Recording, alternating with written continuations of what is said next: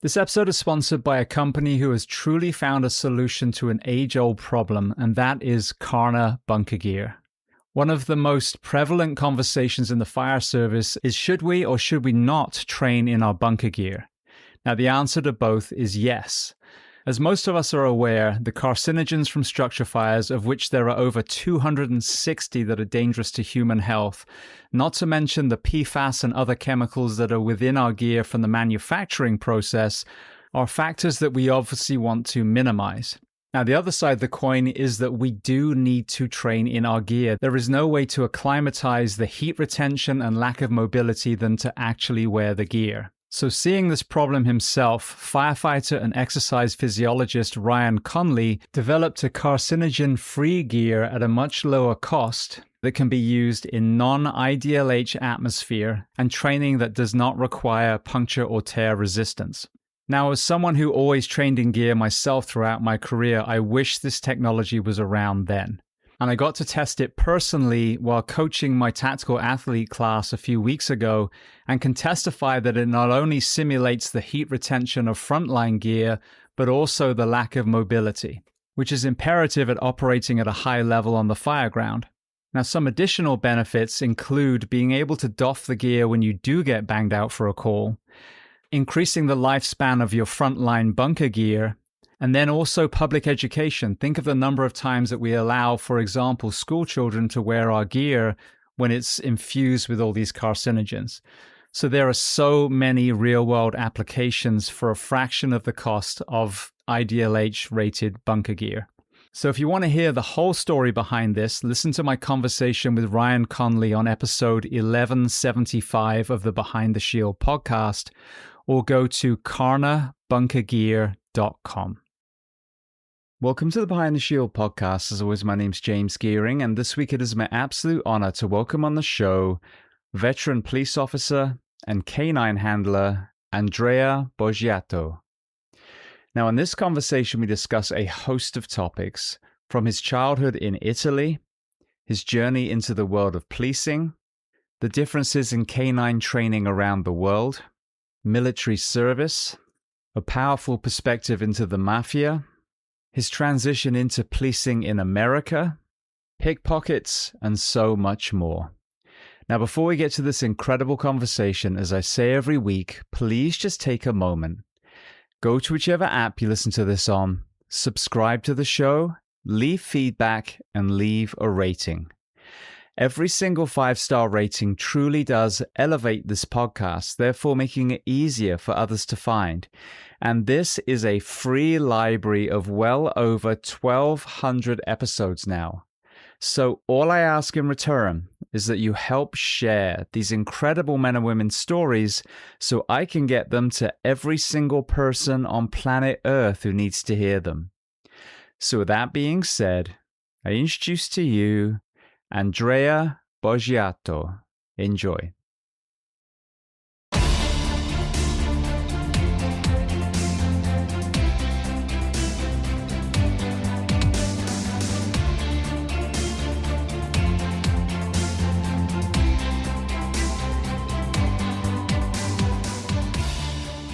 Well, Andrea, I want to start by saying thank you so much for taking the time and coming on the Behind the Shield podcast today.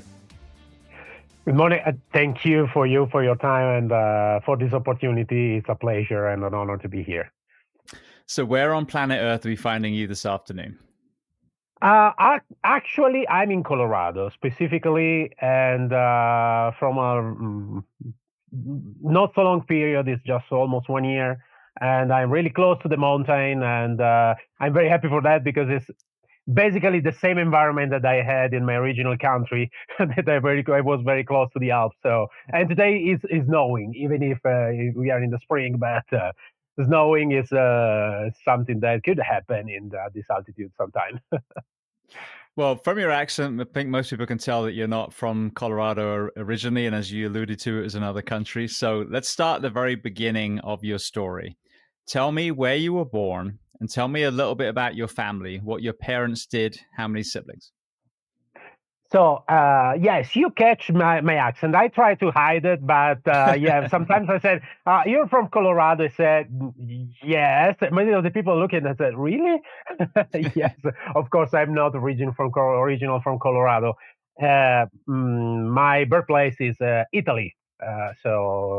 I come from Italy, from the northern of Italy, specifically Torino or Turin, if you want to pronounce in English. Is the place that we knew is from for the people who love soccer. Is the place from Juventus, the biggest one of the biggest team of Italy. And yes, this is basically my region. I'm pure Italian. I from that place, that country. My parents grow up like in a middle class, so I'm a son of the middle class of the 80s. I love the 80s. I'm nostalgic about that. And but it's interesting that all of my parents have never been neither in the army or law enforcement or firefighters, anything about that. My father was manager of the Fiat, the mobile factory, and my mother was an housekeeper. So nothing related to the law enforcement in any kind of situation. No story from other parents, and nothing about that. So was completely up my decision at the age of 6 years old, more or less. I had a dream, and probably also caused by the American influence, that we were subject in our country, and I dreamed to become a police officer. Specifically, I became a police officer with a dog. My dream was, okay, I want to be a police officer with a dog. And finally, after, of course, when the times had come, at the time also in Italy, we had also uh, the was mandatory to spend 1 year in the army. Okay, it was mandatory at the time, not right now. Something had changed, but I decided I never wanted to be a soldier in my life. And so I decided to join the law enforcement because it was an alternative on that kind of service. So I joined the national police in 2002. So it was a really long time ago. And from that moment, I dedicated all of my life to the law enforcement, and I spent 10 years working in the law enforcement in Italian national police with specific units. One is really specific unit from Italy that is from riots and crowd control. That in Europe we had a lot of riots. We knew very well that, and so I spent 10 years working in that field, specifically in the in Italian national police. So I complied my dream finally. Did you have a dog as a child? Uh, yes, I mean, it seems to be. It was a really small dog, something that yes, I grew up with animals in general. I love the animals for very beginning of my life, but at the time was not related to working dog. Was just a pet, a small dog, a pet, and nothing more than that. So for me, to train a dog was something that, well, is this possible to train a dog? you know and so I just grow up with this kind of with animals, but I never had something specific or someone specific that leads me to this kind of field of the canine training in specific. Was just completely up to me. It was completely my dream. Based on my passion. What about sports? What were you playing when you were in school? Oh, schools and sports in Italy are weird facts. So I mean, there is sport, but it's not something central or specific in the education. Unfortunately, because I think that sport have to be something that all the kids needs to be educated, because it's something a huge part of our health in general, and many other things. But from the very beginning, I played many different sports. Like typical Italian, I played soccer, of course, not with really good results. So I was goalkeeper. I don't know in your original country if something that could happen, but when in Italy, when you're not able to play soccer, you became a goalkeeper.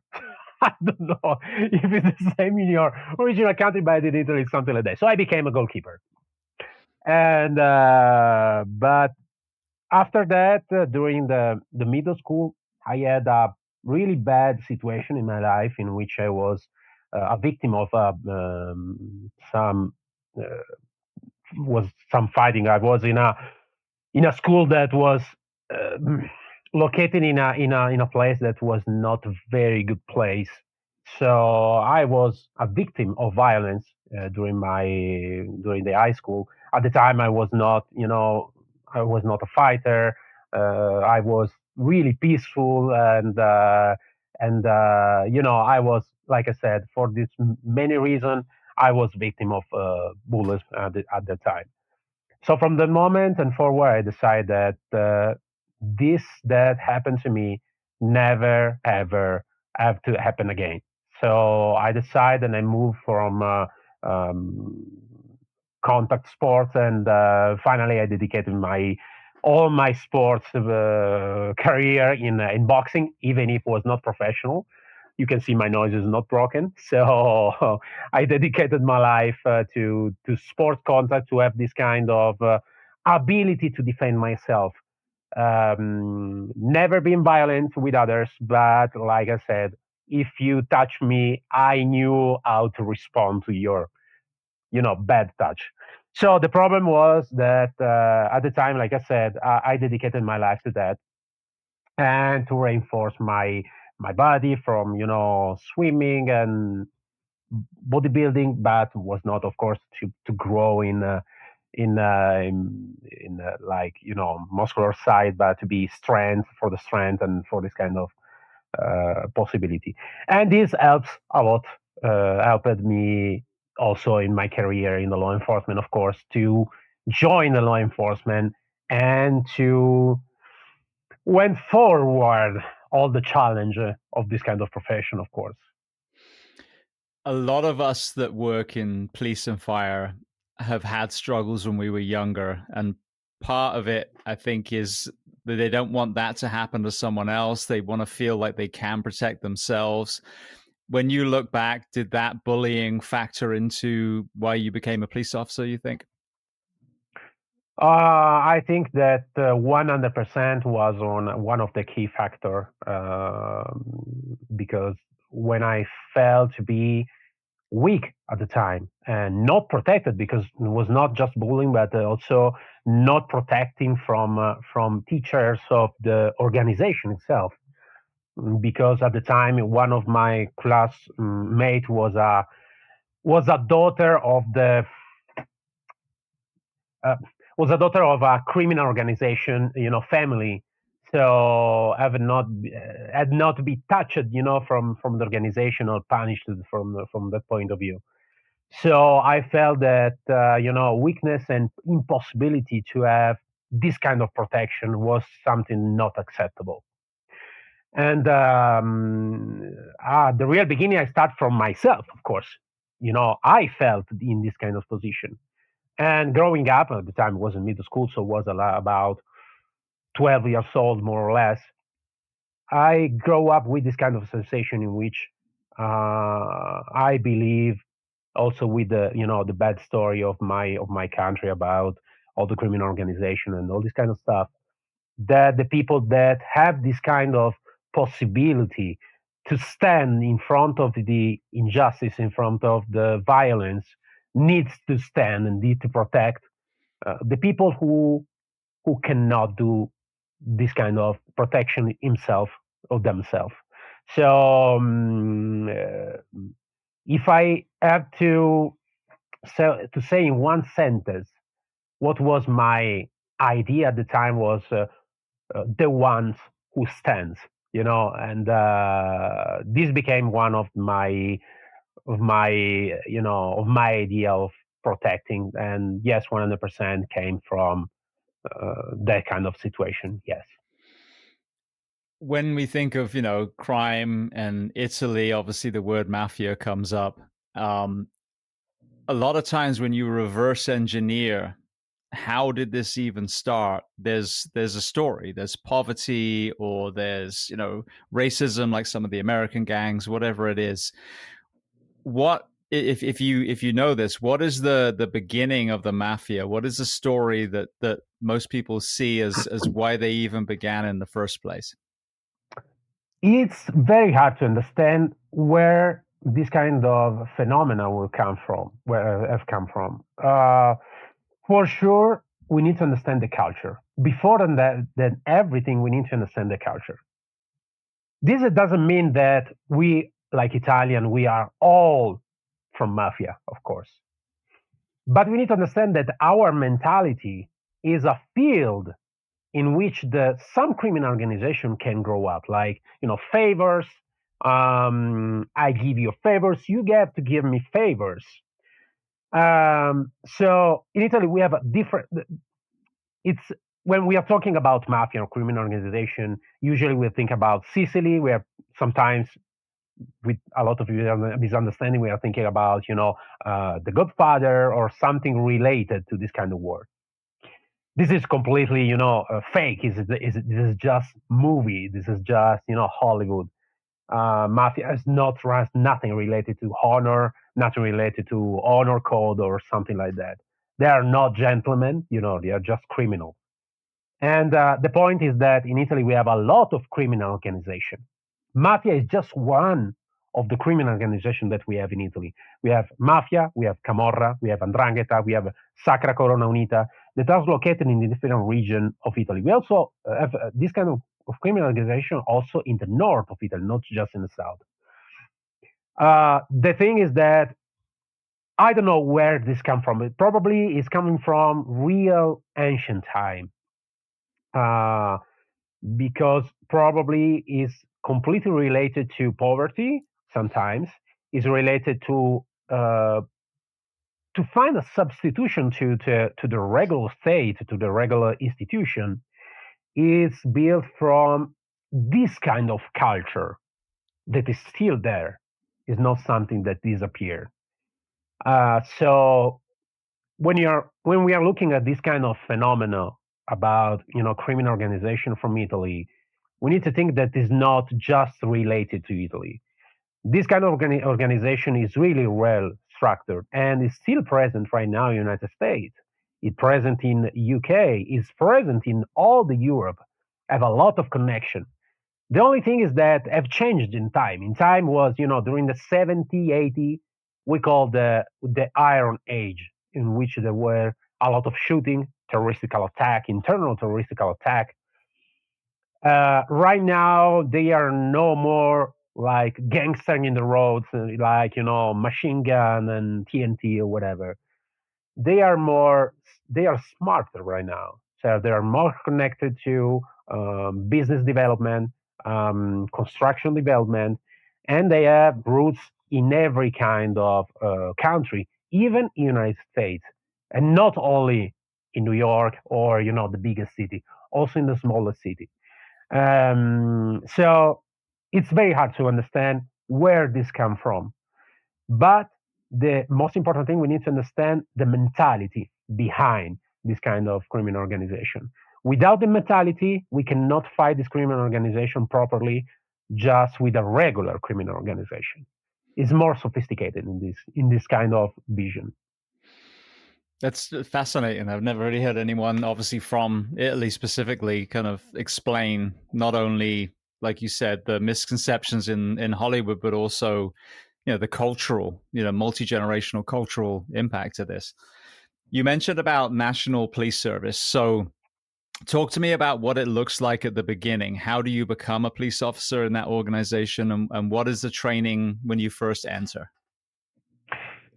Yeah, I joined, like I said, in 2002. At the time I was 21 years old, and there was a sort of hiring process, basically the same for certain reason, like hiring process that we can find here in different agencies in the United States.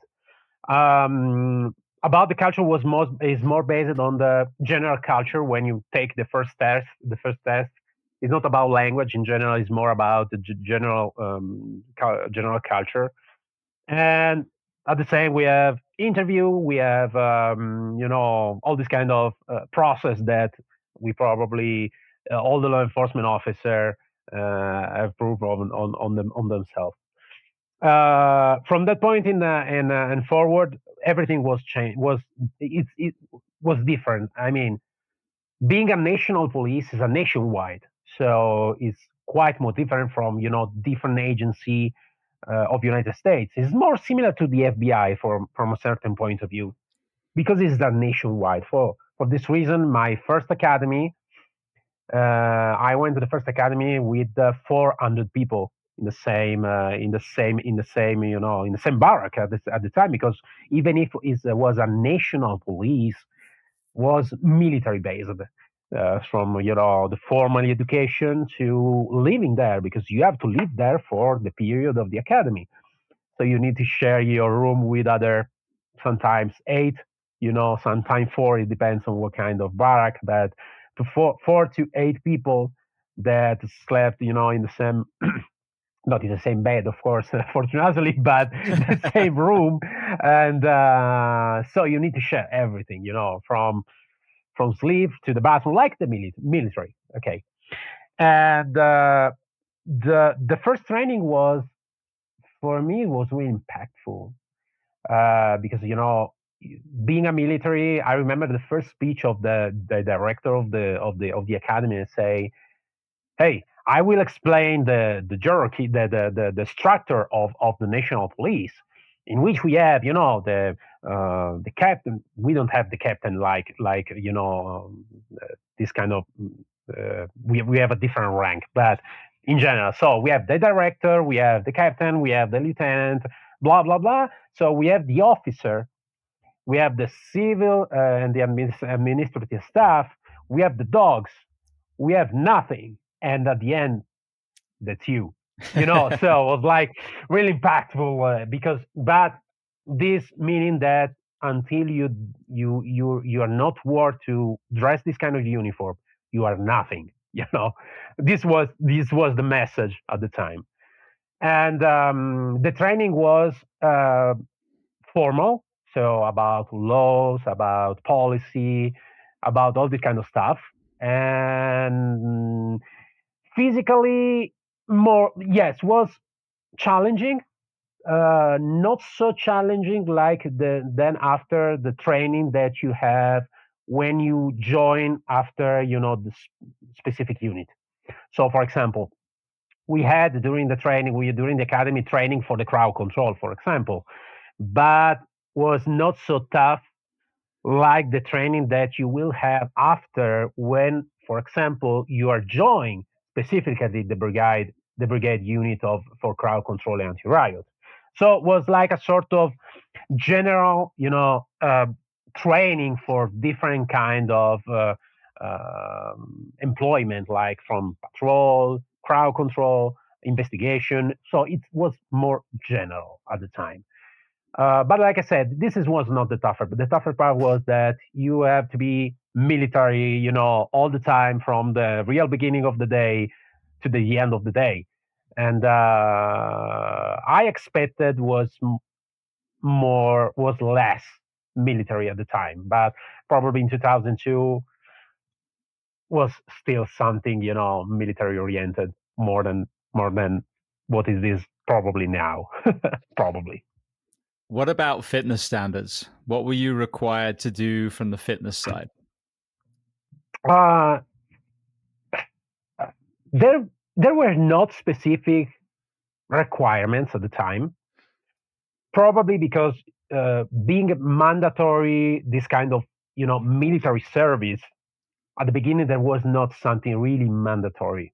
You know, of course, you have to respect a certain weight. The average between the weight and the height. So there is some standards, but was not so strict at the time. After the real the real training, then you have to be deployed for 1 year, 2 years more or less. After 2 years, you have, if you want to stay in the national police, you have to rejoin another academy of 6 months. At the time, was more strict. So from the real beginning, there is not so strict requirements. But after 2 years, when you is a sort of rejoin the law enforcement, okay, like ineffective, yes, they are a little bit more strict. Not like requirements, but more for physical,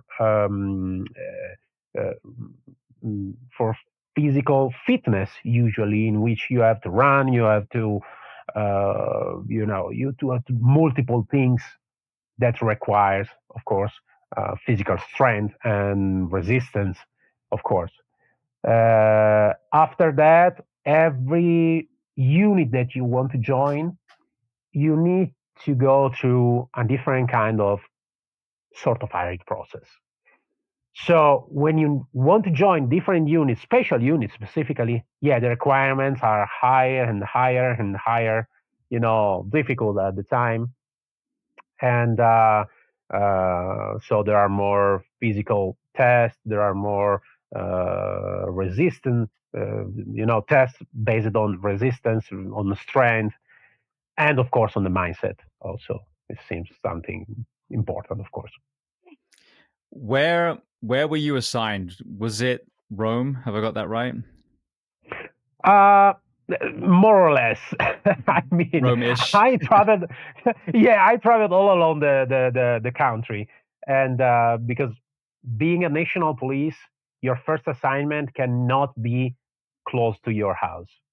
This is anti-mafia laws at the time, in which you cannot work in your original birthplace, because the administration and the organization thinks that if you are working the same place that you grew up and you have a lot of friends, you are not, transparent in your judgment. You cannot be transparent in your judgment. You cannot be, completely neutral in making judgment. So for this kind of reason, you have to be located in a different area. This is the basic, the basic policy of the national police. My mind was a little bit different. I mean, I always followed my heart, I mean, and my passion. So I always try to be better every day, to join the best unit that I can join. And for this reason, I had to travel. So, for example, if you are in a remote place, if you are living or you're working in a remote place in one region in Italy, but you want to join the brigade unit for the crowd control, the brigade unit is located in the major cities. So you need to move to your major cities. Or if you want to join a special unit, like, for example, the NOX, NOCS, that is like the SWAT team, is only located in Rome. So you have to move to Rome, and live in Rome. So yes, I traveled a lot all along the country, and I watched a really different culture from different region of my country, even if it's a small country. I grew up on a farm in England. So when Mm. I moved to America and then joined a fire department and saw the poverty, the crime, the homelessness, the gangs, etc., it was a shock. It really was. It took me a while it became the norm, as I worked in more and more cities. But at first it was so strange, so alien to me. Coming from Torino yourself, where was it that you found yourself really seeing the most desperate or the most violent that was different than where you grew up? It it was really impactful for me also, James. I want to be completely honest with you with that. Not from the violence itself, because in Italy I always was in the first line. So violence was something that you had to manage every day. even if it was different because we don't have this kind of freedom about firearms in general. So was a different kind of violence, and was so impactful for this reason, not for the violence itself, but mm, uh, for the organization of this kind of violence. I want to be more specific on that. When I thought crimes in general in Italy, I found that the criminals in general in Italy was less violent, but really well organized. So we fought like terroristic organization, internal terroristic organization, criminal organization, or criminals in general, but they were really well organized, less violent at the same time. Less violent, I mean that not to say that no fight, but less violent in which all the people, all the criminals, also the really bad criminals, thinks that kill or injure a law enforcement officer is something bad for organization. You know, it's like I don't want to kill with you. I don't want to kill you. I don't want to fight with you because it's something that is something bad for my organization, for my criminal organization. For this reason, they don't want to be, they don't want to have appearance like tattoo, like the gang senior or something like that. They don't want to show something like that. They want to be like normal people like me and you. Okay. What I found here in the United States, I found there is less organized crime. They are less organized, but really, really violent. In which you have to be careful when you make a traffic stop, for example. To don't be shot just for a ticket was something crazy for me. In which some people are going to fight really bad with some law enforcement officer just for a ticket, just because I don't know they are in a DUI or they for just stupid reason. And so what I found is that, like I said, Italy really well organized crime, less violence. Here, not really well organized crime, even if we have gangs, but it's not really well organized from my point of view. Okay, from my point of view, but it's really, really violent. And this is what's really impactful for me to understand, to see the people how they want to fight with a law enforcement officer without a specific reason sometimes, you know, a specific reason that was just, okay, a ticket, like I said, or something really stupid, and you are going to escalate and to, with, shooting or something like that for really stupid things. Okay. Not the shooting is stupid, of course, but for the reason why we are going to shoot someone sometimes is something that, okay, that real just for a ticket. Do you want that I shoot you just for a ticket? Because you tried to shoot me. This is one of the most impactful things that I found here. I'm honest with you. When you have this lens coming from Italy, working in other areas of Europe as well, and you look at what's happening on the streets in America, what are the reasons that you see that we are on this hair trigger, that you have people that, like you said, even they've got a warrant or something, that is so seemingly so quick to escalate to violence or even murder, when in other countries, you wouldn't see that as much? I'm still trying to find some reason on that. Uh, the easiest way, and most of the European people, most of the Italian people say that the reason is because here in the United States there is a lot of freedom about the firearms. So they say all the people have firearms. So this is the reason why, there are so violence in the United States. I don't believe that. I believe that yes, it's the easiest way. Okay, we completely change the laws and say, okay, no weapons at all, like for example in Italy. But this is not. I don't think that this is the solution. I think that usually, I think that I believe in the right of possess of firearms. I need to protect myself sometimes, and I need to have this kind of right to protect myself. I believe in that, even if I come from another country, of course. At the same point, I think that we need to improve probably the awareness. I know it's something. It's very hard to find a reason, but probably the awareness between the citizen and the state.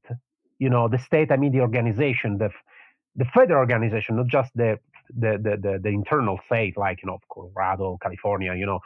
But the federal state in general. More probably awareness on that.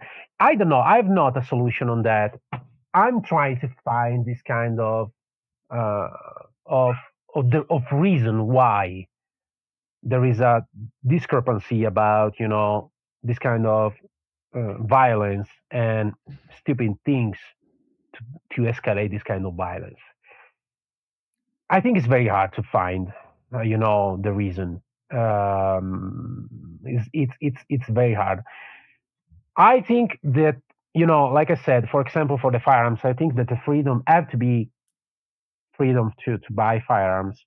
But I think also that we need to improve the awareness of the people about the firearms.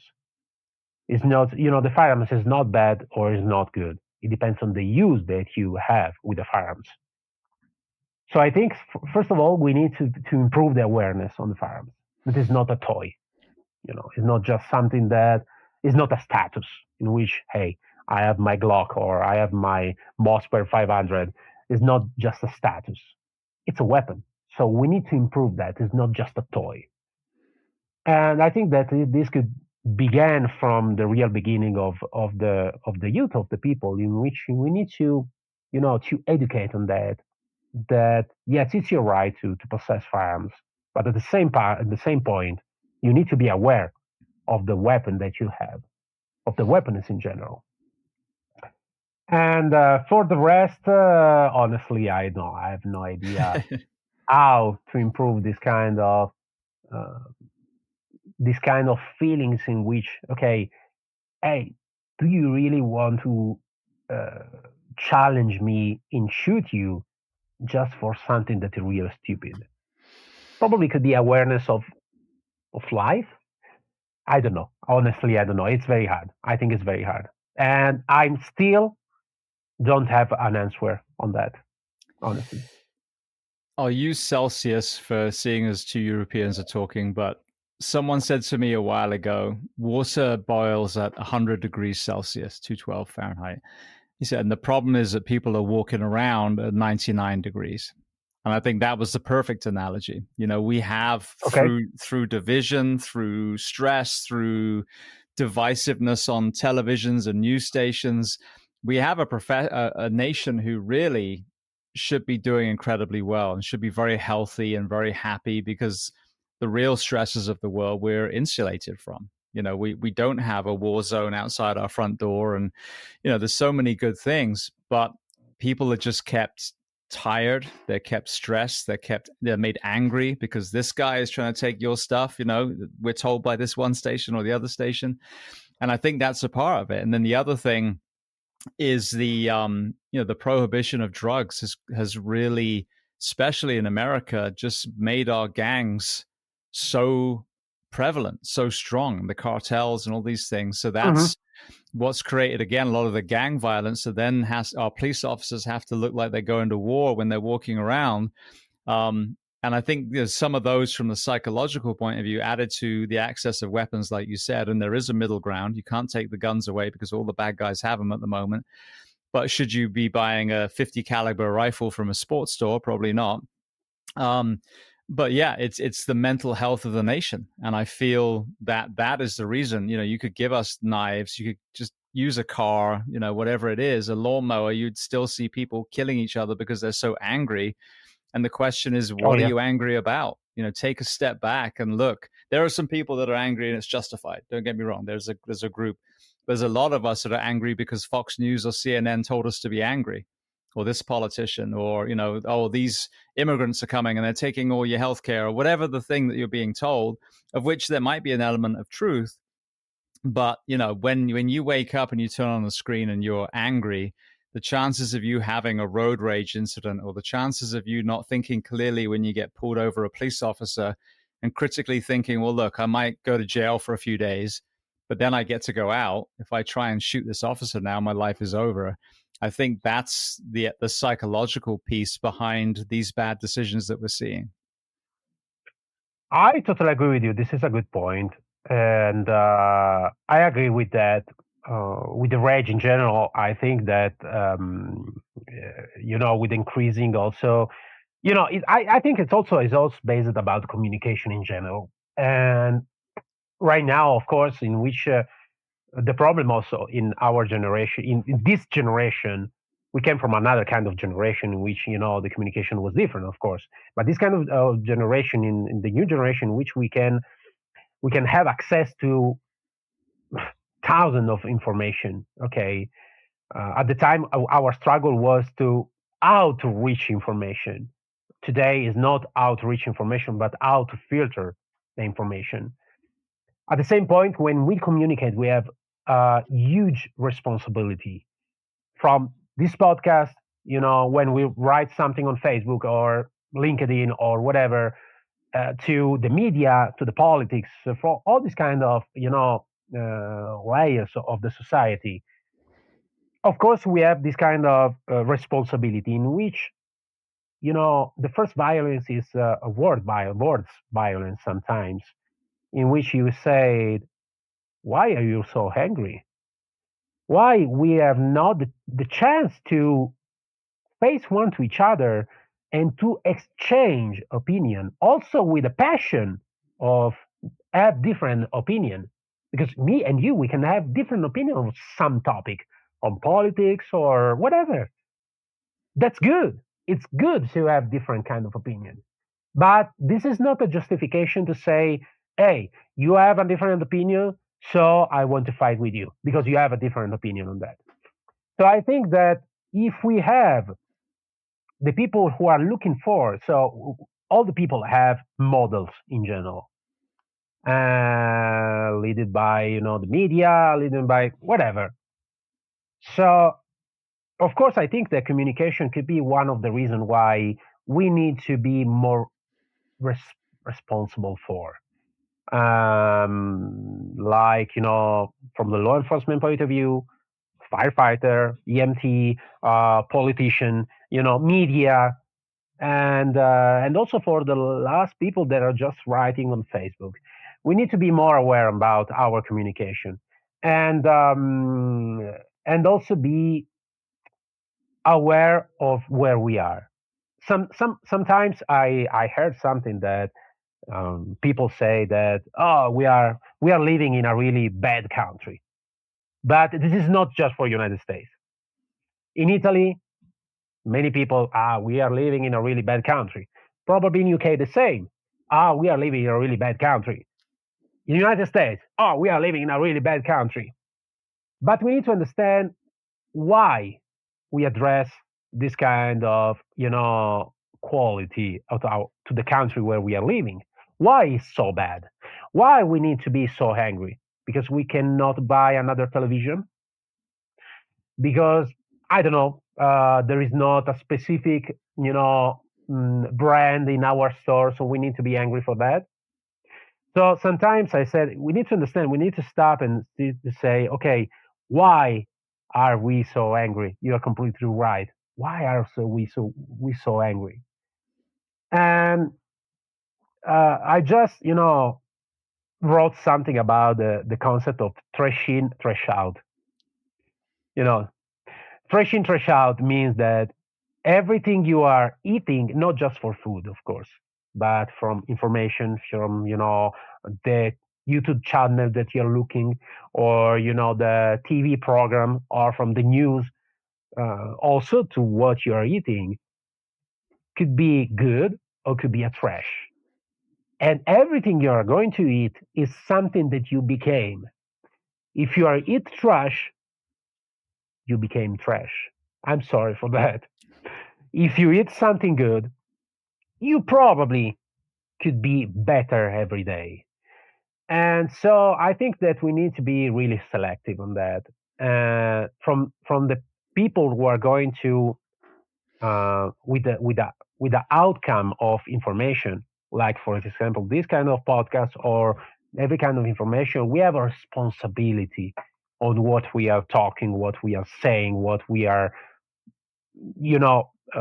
explore. But at the same time, from the other part, we need another responsibility for what we are eating, and we need to be really selective on that.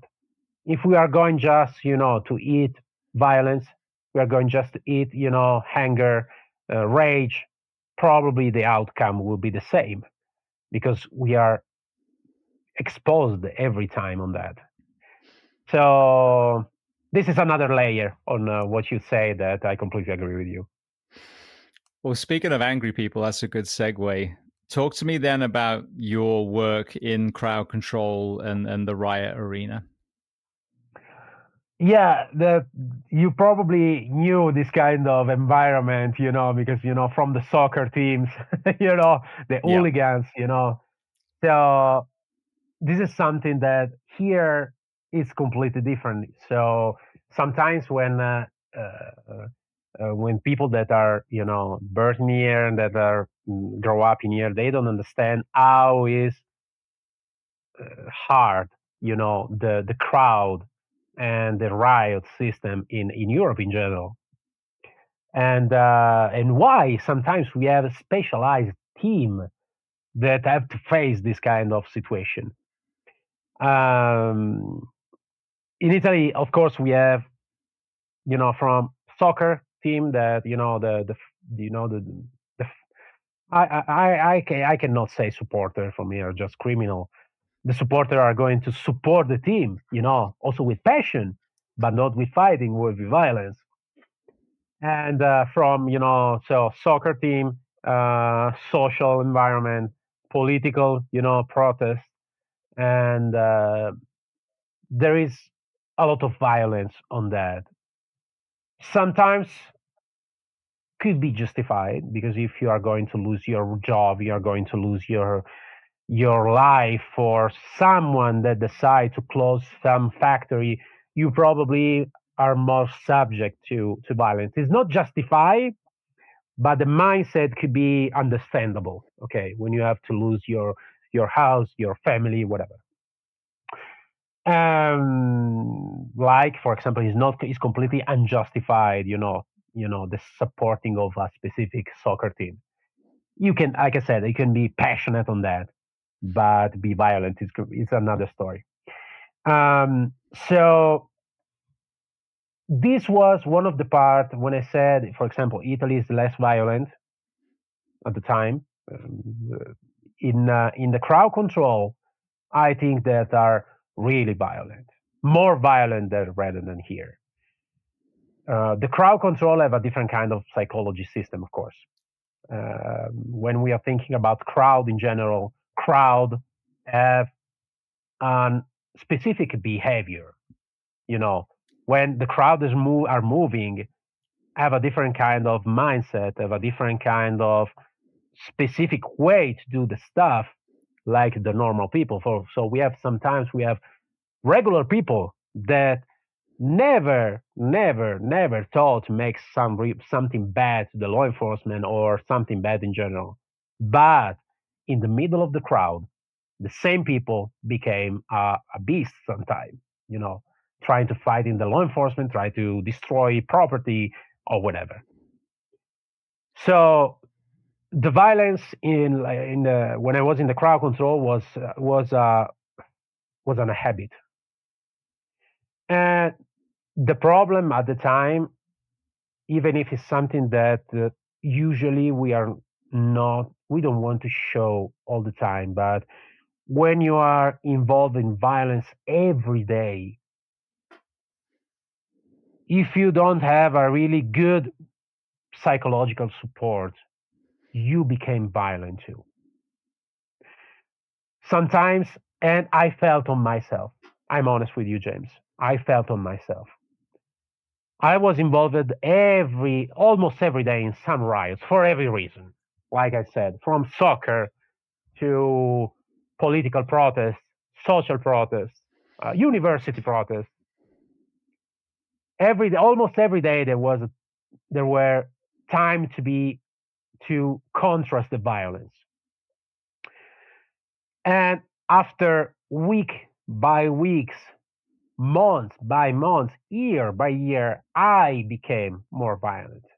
I became like a person in which I will not, searching for violence, but I expect violence.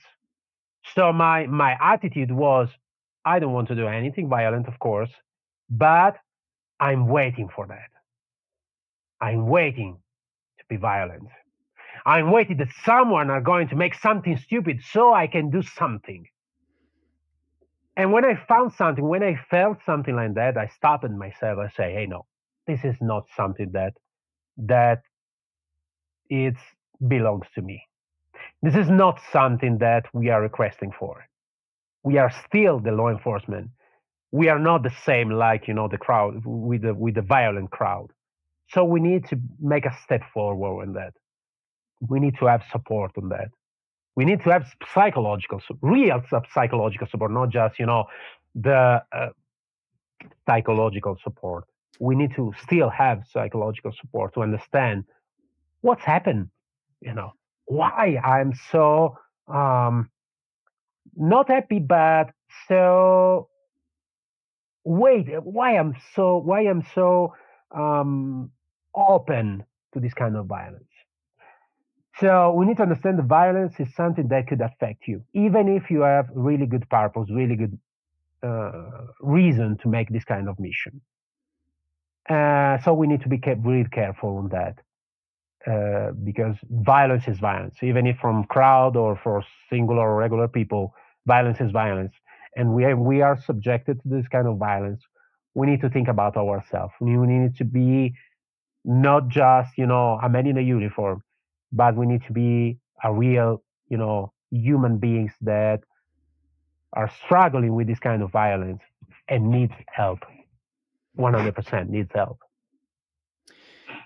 When I think of riots, I don't know why Italy pops in my mind. I mean, there's obviously this is the case in England and other places too, but the kind of extreme right fascist movement, that kind of racist element, I remember that being prevalent, certainly a few decades ago. Is that something that you're still seeing there today? Oh yes, it's different. Everything is evolving. Okay, there is nothing that's stuck in a like a sort of suspended in time. It's something that are evolving. But I think like all the phenomena, like the mafia that we are told just a couple of minutes ago, it's a phenomena that comes from a culture. And I think and I believe that everything that history is not, I don't think that history are going to repeat from a certain point of view. Or well, I don't think that are going to repeat it the same way. I think that is repeatedly, but evolving in a different way. So when we are talking about, for example, it's a really long time ago in time, but the Second World War, all the movement of from the Nazi, from the fascist, is not something that have disappeared. It's still present, but it's different. It's no more the swastika or the salute, the Roman salute. This is something from that period, but it's still present. Racism is still present. It's not something. It's just evolving in a different way. So we need to be really careful on that, and we need to be really aware also about the information. We can have all the information that we want, but we need to filter this kind of information. We don't have to wait that someone else are going to filter the information. We need to filter information. We need to be aware of the information that we are going to eat, like we said. So I don't think that there is something that disappeared. I think that is still present and is just evolving and could be less violent sometimes, but it's just a question of spark. With a right spark, probably will happen again and again and again until people are going um, to be more aware, of the information and to don't be, subject of the from the propaganda in general. Because you said, why propaganda? Propaganda is still present. Of course, it's still present. Absolutely. But what about the canine side? How did you find yourself beginning to live your childhood dream of being a handler? About Canine, I became canine handler because um, I watched some, was a iron process for the canine, and in Italy, when you are join this kind of unit, you have to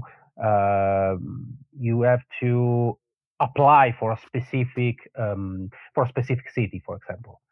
And I found that there was just two places in Torino was my birthplace. And at the time, I was discouraged on that because there were like, if I don't mind, like more or less 400 application at the time for just two places. So I was a little bit discouraged on that. I say, okay, 400 people, okay, we'll try. Because I found that was my path at the time. I said, okay, I want to join the Canine because I think that the Canine is a place where I want to be, is a place where I want to serve, and to have my four-paw partner, behind me. And so I applied, you know, and I found one of my supervisor that gave me a really good endorsement, okay, on that, just to participate to the hiring process. Not for the hiring process, but just to participate in the hiring process. I just want to participate, and I want to show if I am able to be, a canine handler. And finally, I joined the hiring process, and I became handler after 4 months of training, like anti-explosive detection dog. Was a lab at the time, was a black lab. And the fun part was that when this kind of dog was a black lab, and the name was Tango, and was had the same date of birth of mine. Oh, I really? have been from, yeah, June 19, and his birth date was June 19. So I said, "Hey, you are destined to me." So yes, and that was one of the best part of my career. Now, did you end up working with any other types of dogs? That you said that was an explosive detection dog. Did you ever go in any other canine fields? More or less. I mean, officially, I was just assigned to the explosive detection dog, but informally, I worked with other, from the patrol, narcotic detection. My career in the canine blowing up after the national police. I mean, after the national police, I explore all the field of the canine and studying in different nations. So I start to be to study in Spain, people from UK, in England, for specifically people from US, South Africa, north of Europe. So I start to develop my skill in a more professional way after my resignment from the national police. What were the specialties or idiosyncrasies from some of those different countries? What did the Spanish teach that maybe the British didn't, or the South Africans? It's not completely about the technique. Yes, we have different specific techniques, but it's more about the mindset of the unit. It's more about the mindset of the handler. It's more about the mindset of the instructor, and most of all, it's more about the mindset of the deployment. I can give you just an example to be, clear on that. At the time when I was in the national police, I was still in the national police with my anti-explosive detection dog. At the time, the patrol didn't have the patrol with the canine. Seems to be weird, from UK or United States, that all the patrol units also have a patrol unit with the canine. Okay, At the time in Italy was something like science fiction to have a dog on the patrol. So I tried at the time with no awareness about the other countries. I was not completely aware that like other countries have canine on patrol. For us, it was just on the call. So we need the canine, so we need to call the canine. Okay. So I tried with another partner of with another co-worker that I worked with was a narcotic detection dog handler. We invented, because I was not aware, like I said, the canine with the patrol with the canine, and with a lot of contrast with the administration. The administration was not so happy at all. They said that this is not something that we can do. This is not something on policy. This is not something on the culture. The canine cannot be on patrol. Something that was completely, they were also completely unaware of that. And so after my assignment, I understood that other country was something normal to work canine on patrol, completely normal. Or another example, the dual purpose dog. We don't have in Italy dual purpose dog. We have just a single purpose dog. If you are a drug detection, you are a drug detection. If you are anti-explosive, you're just, anti-explosive. If you are bite dogs, you are bite dogs. If you are a crowd control anti-riot dog, you have just crowd control anti-riot. And doing and seeing another different countries, I watched that the dual purpose dog. So for me was really there is a dual purpose dog. Okay, but this is something not like okay, Italy was bad and other country was good. I understood, for example, matching different culture that sometimes it's better to have a single purpose dog, sometimes it's better to have a multi-purpose dog. There is not a correct answer on that. It's all based on the behavior of the dog, the behavior of the handler, on the specific environment, where we are going to deploy, what is the culture, what is the environment, whatever.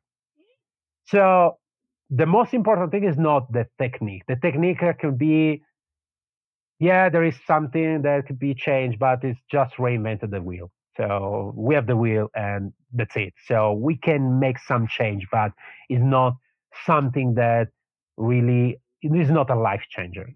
The real life changer is to have this kind of awareness about different culture.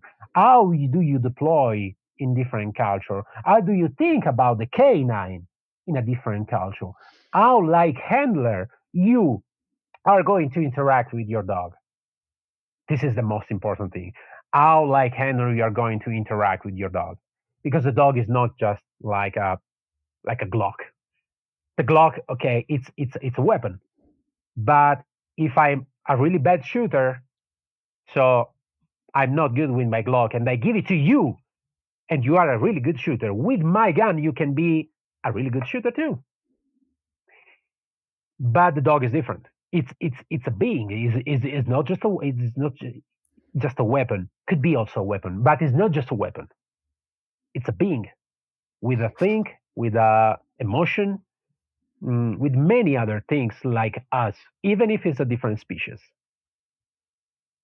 So it was really interesting to see the approach of the handler and the instructor to this kind of different species, and to see how they are going to communicate with this kind of, four paw weapon.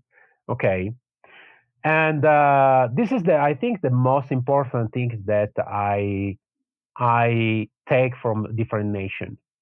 And I always try to use something that my wife told me one time. I say, "Hey, everything that you want to learn, use your dancing hammer." I say, "Sorry, what is the dancing hammer?" The dancing hammer is that take a concept, an idea, broke this idea in mil pieces, and take what is the best for you. Okay, and it's always that it's everything that I have always done in every country that I worked. that I collaborated or just visit from, you know, different nations in Europe to South Africa to South America, Mexico, Colombia, United States. Because I think that only sharing this kind of vision, not just a technique, but just this kind of vision, we can be better in our work. Mostly in the canine, because we are working with another being that is not just a weapon or not just a tool. I think it's amazing. Just firstly, like your wife's analogy reminds me of Bruce Lee: absorb what is useful, discard what is useless. I think that's how he came up with his system, and his system wouldn't work for a linebacker, a rugby player. Everyone has their different way of interpreting it. One of the things that's interesting, I know it's happened here in America. I recently was told it was happening in the UK as well. Is people have this misconception that that these dogs are dangerous and they're trying to pull them from these programs. But you listen to the handlers themselves and you understand that firstly, the bite dogs rarely bite at all. But secondly, how much safer it makes it for not only the police officers, but the criminal. And the chances of them, especially in America, not being shot if a bite dog goes in and does detain them is an asset, not something negative. But the optics, the way it looks on camera, is this German Shepherd or Malinois is tearing this person's arm, but they're missing the bigger picture that that person could be dead because they got shot, or they could have shot 2 or 3 police officers. What is your perspective on that? The people trying to dismantle these canine programs for their perceived perspective that these are dangerous animals and they shouldn't be used by police officers? I will probably tell you something that I don't think that I will going to shock you, but it's something that is not following the stream. I mean, not from the media part, not all from the law enforcement side. I think that the bite dog is something that has almost no more to exist. But let me explain on that because I just throw you a bomb on that. But let me explain on that. I think that bite dog is something that, first of all, we need to understand that police dogs are dangerous. It depends. It's like a law enforcement officer is dangerous or not. It depends. Probably if I deal with an honest people, I'm not dangerous. If I deal with someone that are going to shoot me, probably it will become really dangerous.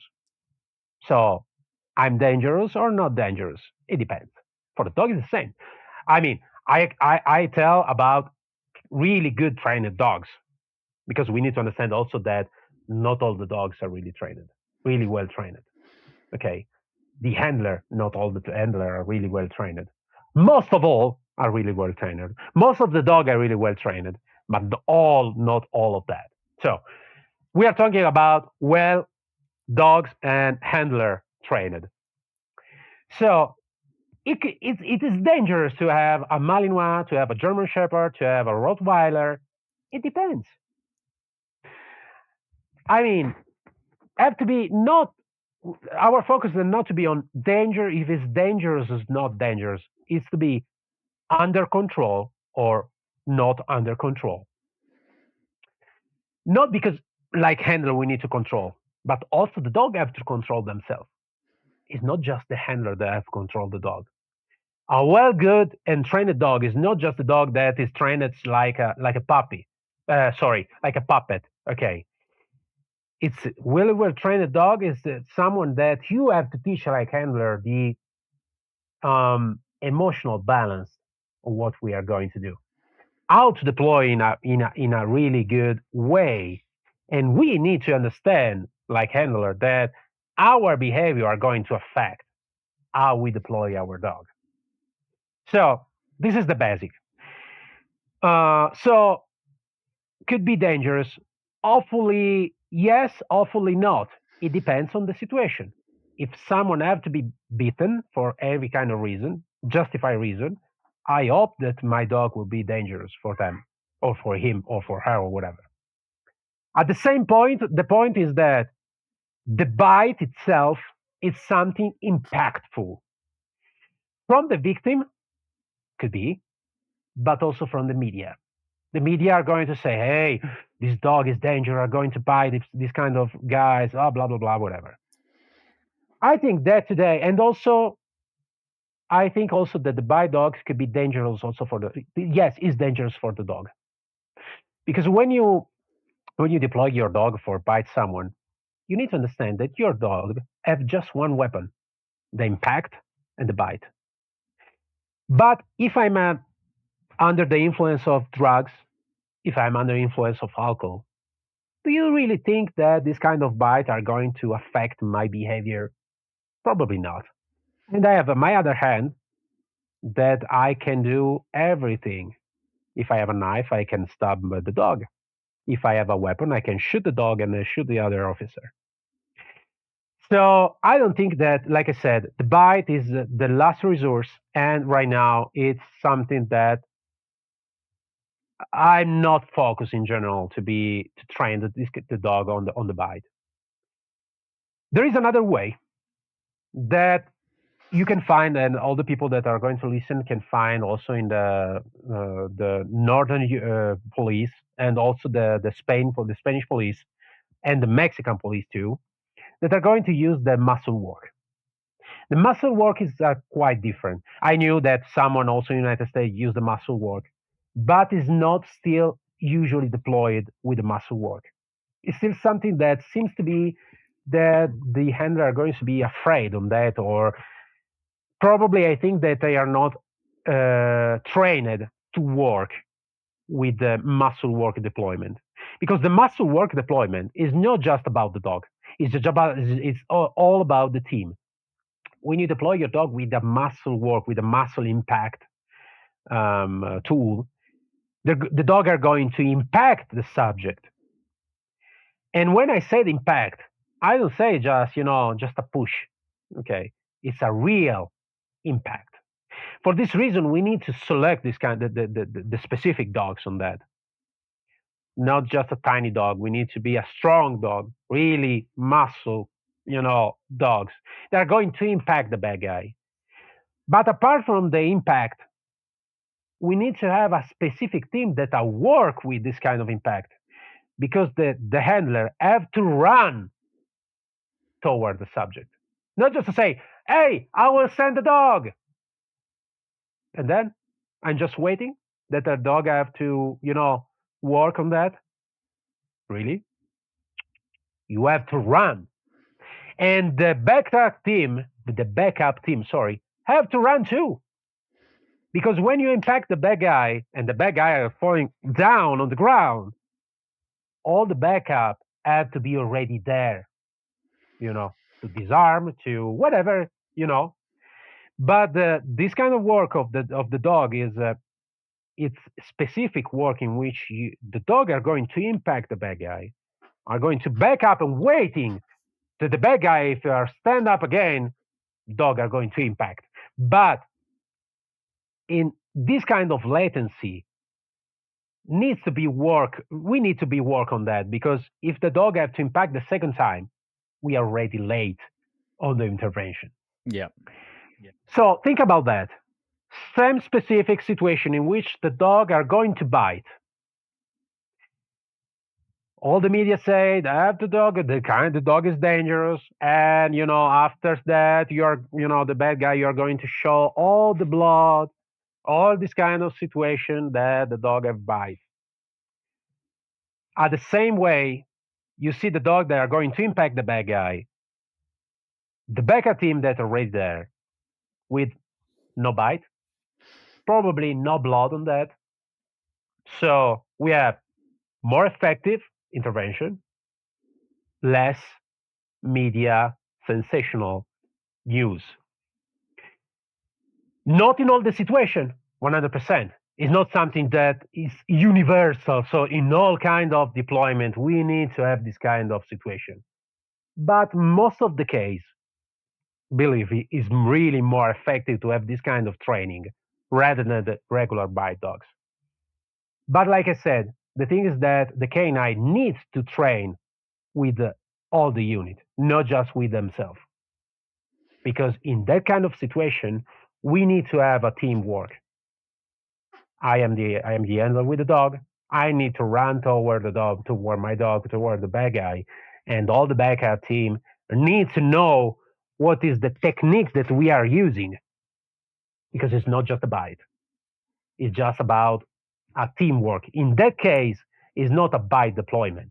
It's a teamwork deployment. It is rather more different. It's so interesting that we're having this conversation now because I think it was literally about 3 days ago. I saw a video. I think it was San Diego, but I'm not 100% sure, so I don't want to put them out there. But it was exactly what you're talking about. It was a Malinois, I think. It was a large gentleman, African American gentleman, with like a stick, like a bow staff, like a martial arts stick. And they sent the dog, basically an ineffective bite, like you're saying, but then it's just him and the dog, and he starts clubbing the dog with the stick, and I think it goes in for another bite again. But I remember, and bearing in mind, I am a firefighter, not a police officer, so I don't know all the situations, but it seemed like the rest of the team was a long way away, and this dog was completely left on its own.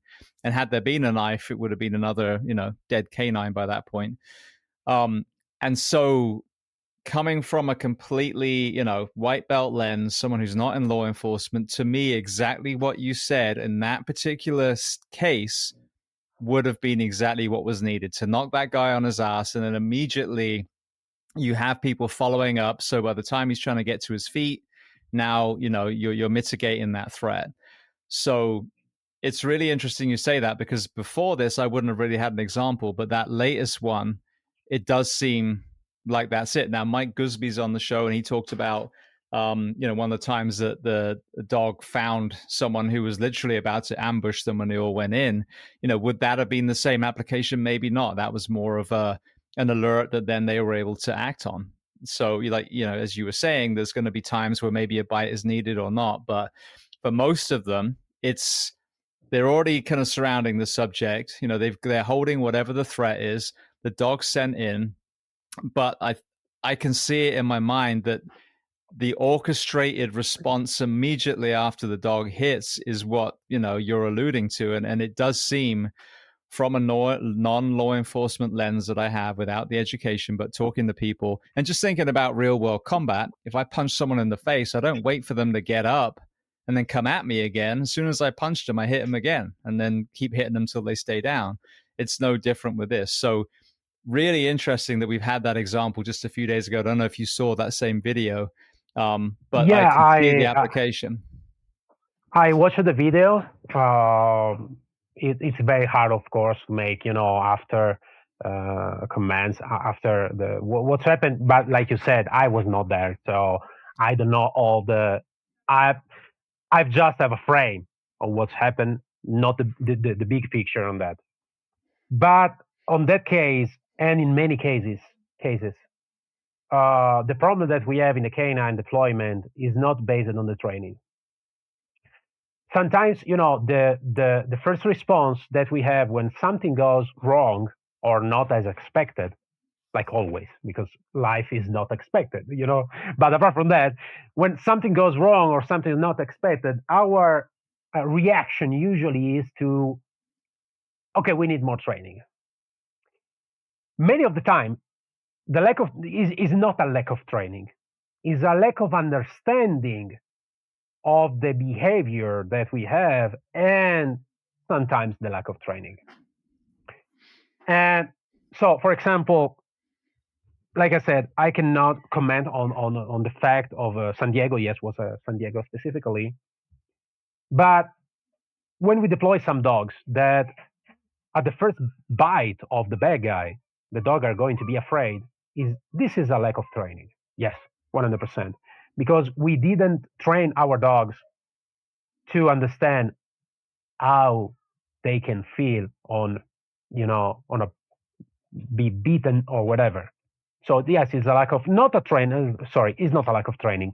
It's a lack of real world scenario in which, like I said, there is a I heard an interview from Mike Tyson that said that when we are going to, to train in boxing, we can have all of our strategy before the match. Then we have the first punch, and all of our strategy are going to shit. Sorry for the bad words. No, you're fine. But Mike Tyson is not, the most philosophical, person. It's a really good fighter, but apart from that, so this is the same way. I can train my dog to fake, and be, in hurting him. But in the first real deployment, if he was never be able to recreate this kind of situation, he will probably become a little bit afraid. This is normal. I think it doesn't mean that he's smart. I don't want to be beaten. So this could be a lack of training, but the deployment itself could be a lack of procedure based on the reaction that we have in the deployment. Let me explain a little bit better on that. Usually we are thinking, not only in the canine, when we are thinking about deployment, we are thinking about the mistake or the incident, the recovery time, and the regain on control. For me, this is a myth, nothing more than that. We cannot recover in a really short period. We just redirect our pattern that we already acquired before the decision making. We are talking about decision making. This is a decision making. We deploy the dog. Is a decision making. We have made this kind of decision.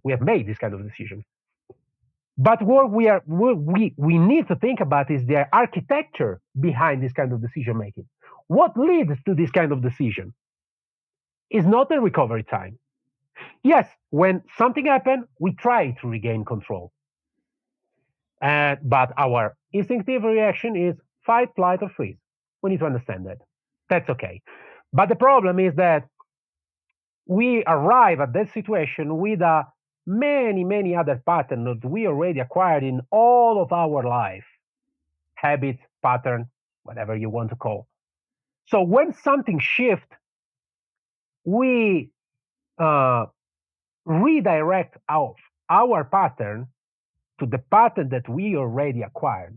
So if we don't work on that, on the latency between the incident, regain control, and reacquire a different pattern, we are always in the same position of deployment.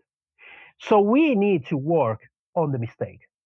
Like the canine, and not only the canine, we don't need to work on perfect, training. The training has not to be perfect. I mean, the real training, the real scenario training. I don't mean the repetition of training. The real world scenario training. Because nothing goes as expected. So we need to work on the mistake. We need to work on this kind of pattern to understand if this pattern are going to lead to good solution or bad solution. The canine is the same. Because we need to understand what are my pattern when I work with my dog. Increasing of the voice, repetition of command, deployment when not is necessary, or deployment in late, whatever is the pattern. But I have the pattern. Everyone has the pattern. So we need to understand that before every kind of training, before every kind of deployment. And then after, we are working on training, deployment, and blah, blah, blah, all the rest. So there is multiple layers of a bad decision. I don't know if in San Diego was a good or bad decision.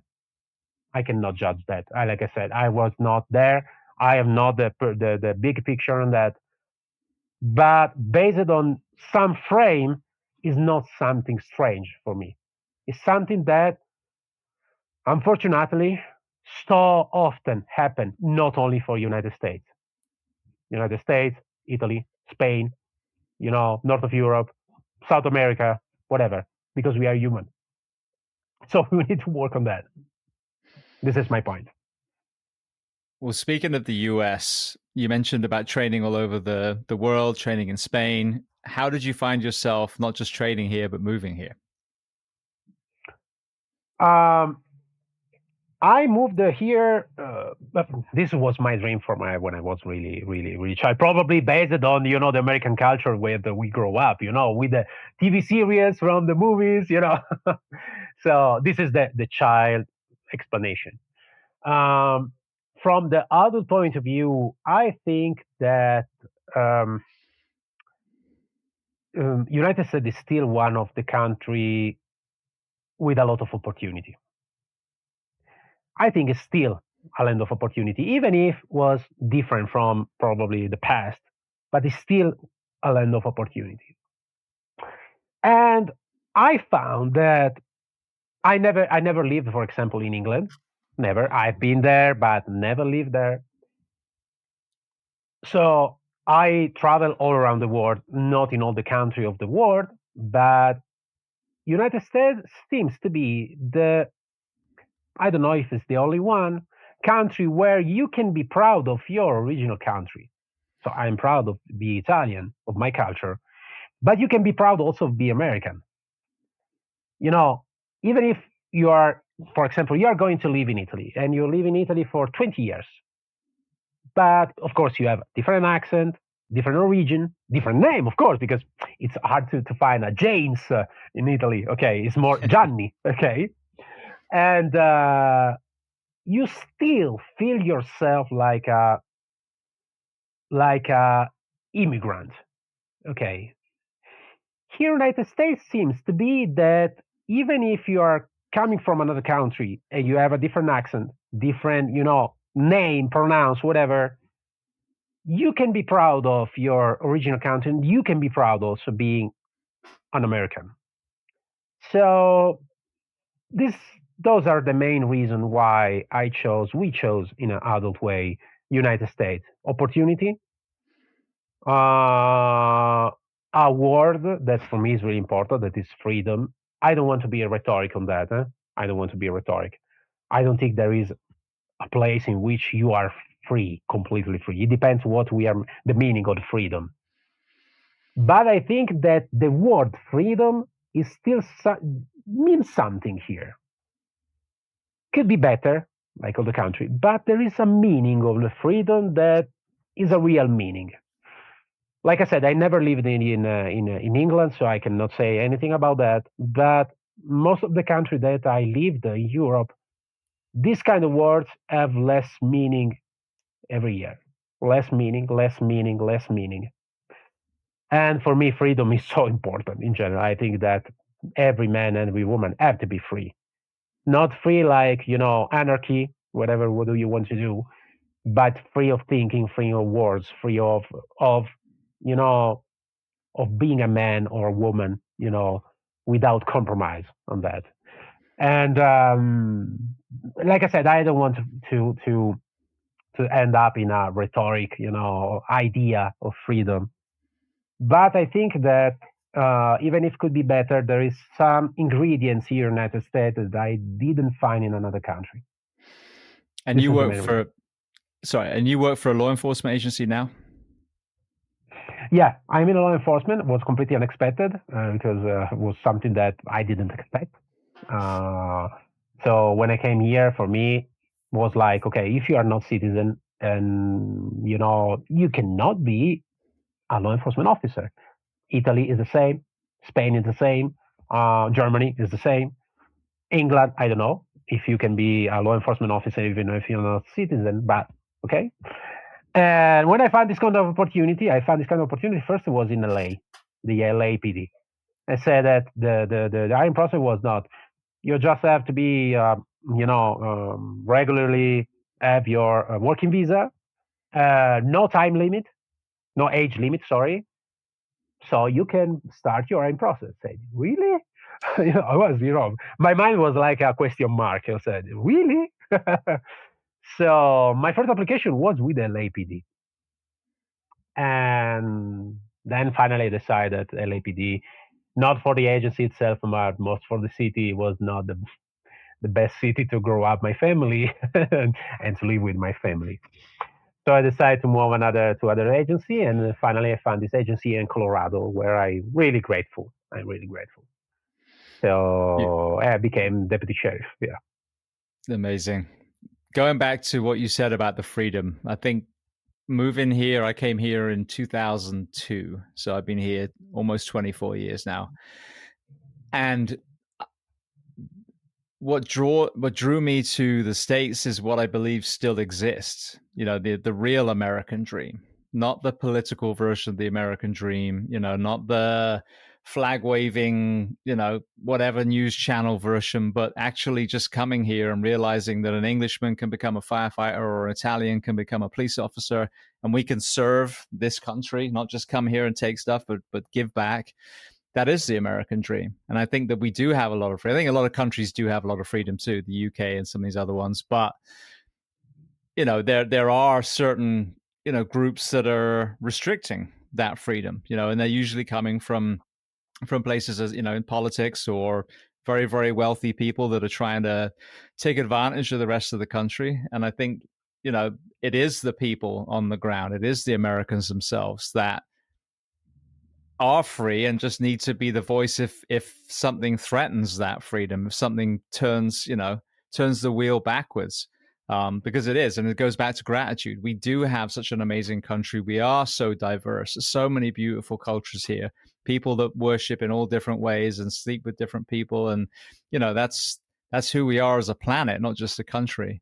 So I love the diverse tapestry that not just America but the UK as well. We are a very multicultural Mhm. country, and as long as you can tap into that and remind yourself how lucky you are to live in some of these countries, and then look outside your front door and realize that your neighbors are all different backgrounds and their children are all playing together, and like to, that's how you tap back into, you know, the real America or the real England or the real Italy. It's not what you see on your screens. It's not what you hear the politicians saying. It's what you see with your own eyes. Yeah, I agree with that. And you touched a really good point on that, that the culture and the nation is not based on the actual politics in general. Right, left, I don't care about that. Uh, for example, like I said, most of the people say, "No, why you came here now from Italy? Italy is a beautiful place." You know, in you know, in the main vision of the people, you know, it's we call the il bel paese, no, the good place to live. And I, like I always said, I said, yes, I'm proud to be Italian, but not from the actual politics. Not because it's from right or left. It's not based on politics, on the actual politics.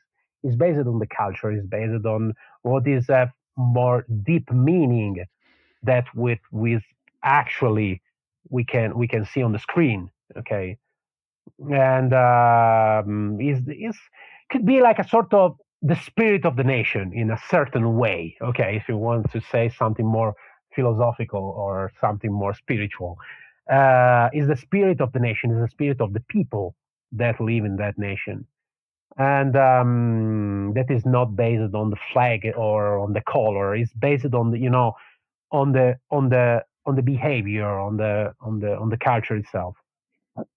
So this is one of the reasons why I found this place really amazing. There are something that I dislike. I'm honest, but like in all the place. But I think that that's amazing also to see. Like for example, we are talking. I'm in Colorado. You know, you are from the East Coast, and it's like we are in the same nation. This is amazing for me. You know, to think that we are probably in 4 hour flight from me to you, and we are in the same nation, different state. It's like to be like in Italy and in Russia. You know, it's like seems to be the same distance. So that's amazing with different environment, different you know, culture. And was really impact for me is to see how is huge. You know, the land is so huge for me. Was something that when I travel to Wyoming, for example, to see all this kind of, you know, you cannot see the end of the land, you know, and that's amazing for me. That's amazing. So yeah, but yeah, this thing of the different culture is, I think it's one of also of the real power of the nation to that was able um, to like using the dancing hammer, you know, to take the best from different culture and to try to work it together. Not always, not in a perfect way, But I think there is this kind of situation in which there are different ways to see the world, to see the profession too, and to be better with the help of one to each other from different point of view. I'm excited that the World Cup is coming when it is, because I feel like the World Cup specifically is such a beautiful reminder of what happens when people of a nation all get together, regardless of, again, where they pray or what their skin tone is, or and the Italians are behind Italy, and the Brits are behind England or Scotland or Ireland or Wales or whoever's playing. From, I mean, the Brits are Scotland, Ireland, and Wales, but the Northern Irish, the Southern Irish, like, all, to me, they're all the same people. They're my people. But you have that unity, and you have that shared love of the sport, and you see the kindness and compassion in sports too, especially in rugby. God, just and Oh yeah, it shows you the humanity, and it's not that nationalism, like your flag stands for something negative. It's the opposite. Like, it oh yeah, represents the people, and you see how diverse these stadiums are, and then you see the sportsmanship on the pitch, and people getting behind some of these really small countries like Haiti that make the World Cup, and they're cheering for them even if they've never even been to that island before. So I think it's good timing that we're getting such a beautiful platform, and it's going to be here, and I hope we don't mess it up hosting it here. But I think that's a great international reminder of what that shared oh yeah, humanity really looks like. oh yeah. I totally agree with you. Could be always a good reminder, and needs to be a good reminder. There is something, James, that I want to share with you about the flag that you are talking about. Flag that is not just to be in contrast with another flag, but just to represent something. And this is the main reason why I love to be a law enforcement officer. But probably I never been a firefighter in my life. I worked in the ambulance, but never been a firefighter. But probably was the same sensation to be a firefighter, in which you don't need flags. I mean, we are not soldiers that we are defending, our country, or we are defending something different, you know. That could be the same also, law enforcement and firefighter. Chaos from from the the the structure, something is more structured. That could be a fighting from criminals, or could be a fighting from something that could affect life of the people. But we are, you know, uh, our flag is not a nation flag. It's a flag of our mission in life to be this kind of people that are stands from in front of this kind of situation. That, like I said, could be chaos of criminals, chaos of environment, or whatever. Okay, so I think it's could be a good reminder also that to understand in a law enforcement profession or firefighter profession, not as a US law enforcement or UK law enforcement or Italy law enforcement or Germany law enforcement, but think about law enforcement in general, in which we have the same mission. We have the same reason why we are dressed this kind of uniform.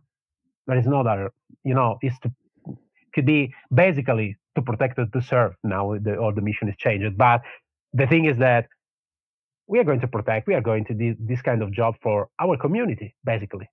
I don't care if this community is Torino, it's Gainesville, it's Orlando, it's New York, or Singapore. Okay, I protect the community. I work for the community. So yeah, I think on that. Also, this is also the reason why when I rejoined the law enforcement here, I was thinking on that. I was thinking, say, okay, I dressed the uniform from Italy, and now I'm dressing the uniform of United States. I mean, for law enforcement. So, and I was thinking about what is the point on that? Why? So, what is the reason on that? I sort of betraying my country, or something that was struggling in my mind, and finally I arrived this kind of idea in which the flag is just a flag, but our flag is different. I mean, is the flag to stand against this kind of this kind of chaos, no, and protect the people from this kind of chaos. So it doesn't matter if it's matter for United States, for UK, or for Italy. We have the same idea, and we need to share the knowledge to be better every day on that. I think this is just my opinion on that, of course. Huh? Yeah, no, I agree. And when I see, firefighters or paramedics all over the world, Syria, Gaza, wherever it is, I see the same men and women as myself, the same men and women as you, especially in law enforcement, that, just wanted to make the difference. And they probably have the backstory very similar to us. And they leave their families for 12 or 24 hours or however long and risk their lives and, drive lights and sirens and have to hold that trauma in their mind for the rest. I mean, they're the same people. And I think where I get my head around British flag and now American flag is, yeah, but we're all human beings. Like ultimately, it's not about serving America or serving England. It's about serving humanity, serving the planet. Oh yeah. So to me, I'm just proud to be one of the people that puts the uniform on and makes that difference wherever they are in the world. Whether it's, I had a Flora Cassie, I got her last name right. She was a female firefighter in Kenya. Flora's the same makeup as me. She's actually in America touring at the moment, going to all different departments. But this is it. I think if you remove the flag and you just look at the human race and you are trying to elevate all of us on this planet, then you realize that we're actually all on the same team. Yeah, this is interesting. And, I think that mostly in our time, we need to find a way to find the most quality that you have in common and use the diversity to be better. Because if we are still working on diversity and looking on suspect about other culture, we are, I think, in a wrong way. Today we have, like I said, we have a lot of information. So imagine that right now, that we are going to do right now. At our age, I don't know what is your generation. I mean, from the 81, but at that time was impossible. Also in the 90s, was impossible to be in touch with, with a Kenya firefighter, or was almost impossible. Now we have this kind of power. It seems to be like a sort of God power to be, in communication with the people all around the globe. So we don't have problem with information. We just need to refocus the information on be part of that, to understand that we are all human beings. So we need to move for what we have in common and try to understand that what we don't have in common is something that could be good to be better. At the same way, there are some aspects of different culture that are really bad. So we need to fight on that. Sometimes, yes, of course. Sometimes, like Mafia. The culture of the Mafia is not completely bad. It's the criminal organization of Mafia that is bad. But the culture behind sometimes is good. The favor is something that I like. I like to give you and makes you favor, good favor, because I can improve your life with that. And you can improve mine. So, the concept of the favors is not bad. It is not good at the same. It depends the filter that we use on that. But this kind of culture could be a good culture. Maybe could be a good culture. We can implement on our culture. Maybe we can implement on that. So, and if it's, related to something bad, we need to fight on that. Yes, of course. We need to fight with all of our strength. And so I think that this is something that we can do right now because of this power that we have with the connection, with the information, to reach all the information that we have. It's like the AI. The AI is not bad, is not good. It depends on the use that we are going to use. Sorry for the same word with the AI. weapons are bad or good. It depends. It's just a tool. It depends on our use of this kind of tool. And I think the information is the same. So I think that we are in a great position. It depends on what we are going to do with this kind of position. It not depend on us, of course. Yeah. Well, I mean, we can be a voice for moving it in the right direction, definitely. Well, I want to hit one more area, then we'll go to some closing questions. But while we're talking about the internet, and I'm thinking about Italy, there's a lot of videos that have gone viral about, I think it was specifically one woman who's calling out pickpockets. I think it was in Rome. Pickpocket, Okay. pickpocket. And that's become like this known thing now, which is beautiful. So people are using the internet and disseminating information and, educating people on that, element, whether it's in Paris or Rome or wherever it is. So totally random question, I know, but what is the prevalence of pickpockets in Italy? And from a law enforcement point of view, for the tourists out there, what can they do to lower the chances of getting their pockets picked in the first place? The pickpockets usually, of course, they are more located in the touristic place, like Rome, Florence, Venice. Unfortunately, they are the touristic, just the touristic place of Italy. I said unfortunately because, for example, the city that I grew up is beautiful. For me, is much better than other city. Like culture, so sometimes it's not better, but it's different. Okay, and for me, it's better than Rome. But not for Rome. It's awesome. I don't like Rome in general because it's a mess. But apart from that, so the thing is that we need just to understand when we are going to a touristic place, we need just to have one focus. Yes, we have pickpockets, 100%. So we need just to be aware on that. It's not just if, it's just when something happened like this. So we need to be aware on our property, on our belongings, of course. And first of all, they are aware that this kind of person. They are aware that we have tourists with different culture and different awareness. Okay, don't believe that Italy is the place of the bel paese. Okay, we have criminals, we have bad criminals, so we need to be aware of that. It's not different from United States. Every place is the same, more or less. Be more violent, less violent. Okay, but we have criminals in Italy. We have criminals in Spain. We have criminals in England. So we need to be aware of that. Try to avoid every kind of area that could be bad area. But in general, is that if you're going to travel with public transportation, yeah, don't look at the phone and don't be aware of the rest of the world. Be aware of yourself. Seems to be weird, seems to be easy, but it's the easiest way. I never been pickpocketed in my life. Why? I'm a superhero? I don't believe so. I'm not a superhero at all. I have not the cape. No, I'm not a superhero. I'm just a person that is aware, that we call the situational awareness.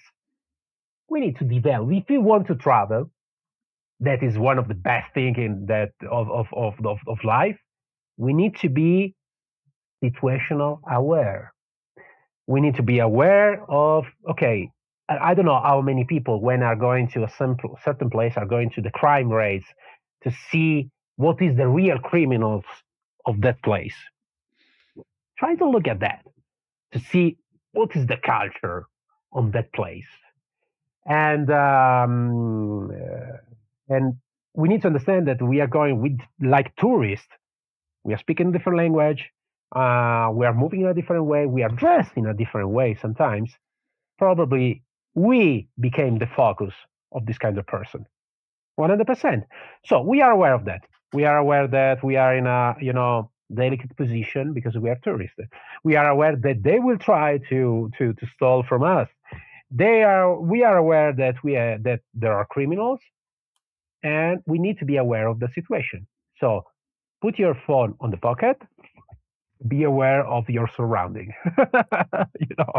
And this is the best advice in general, I think, that I always used in all the world, all the country that I traveled.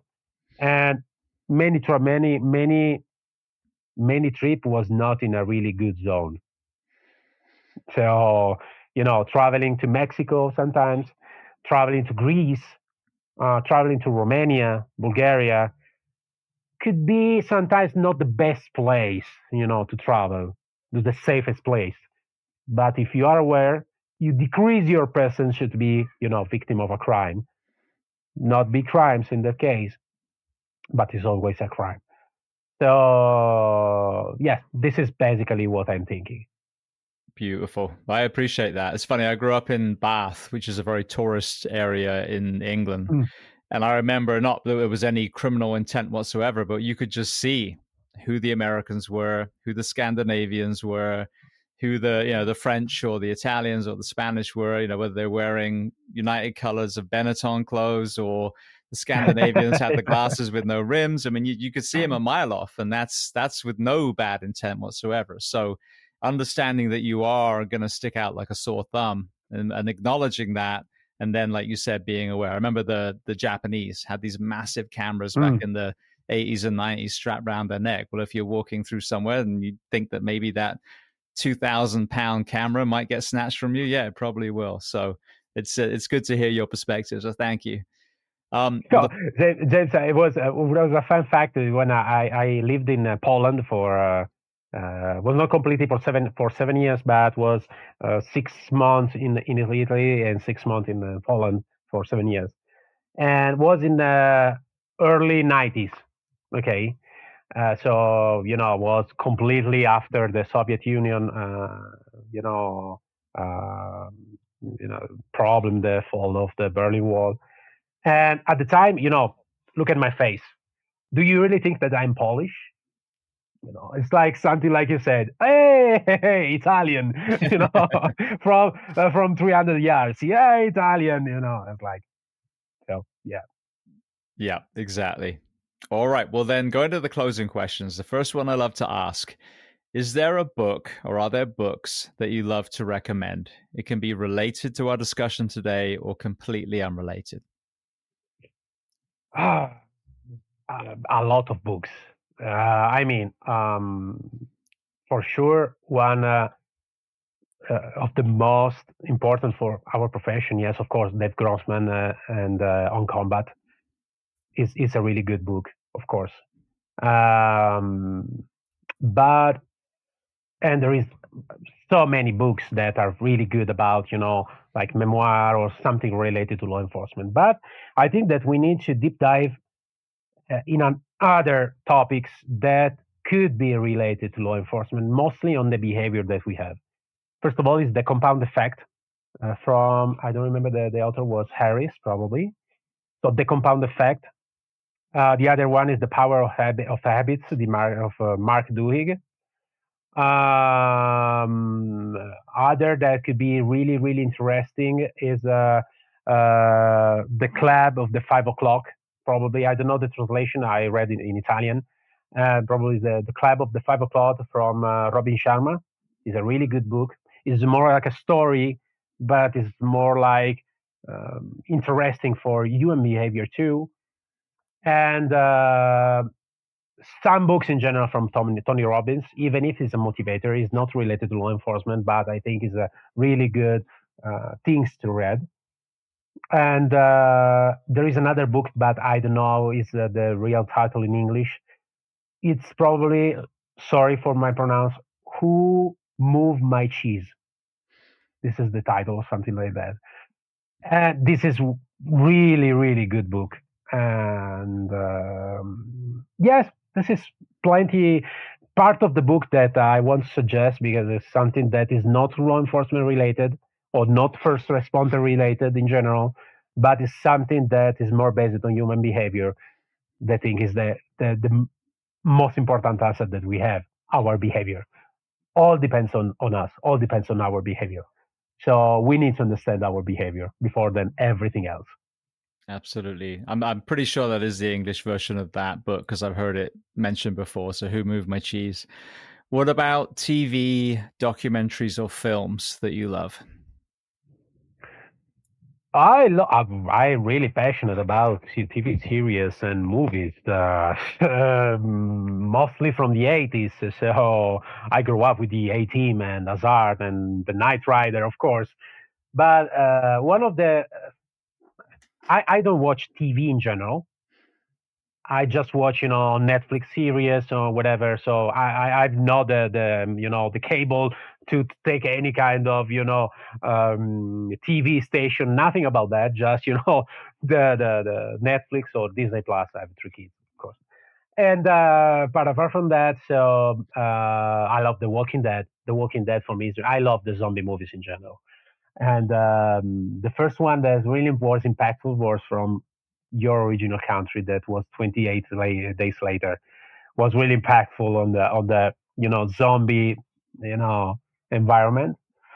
But what I love is that the society behind the zombie apocalypse. Not just that the zombie apocalypse like The Walking Dead. Okay, the zombie are just a consequence. Is the society that are going to create behind this kind of situation of apocalypse. And about the movie that I like it more recently, I'm thinking probably is the something about a little bit old, but like Interstellar is really really interesting. Inception, I love Inception. Matrix, I think is one of the movie that every time you are going to watch this movie, you are going to discover some other Easter eggs, or some other particular things.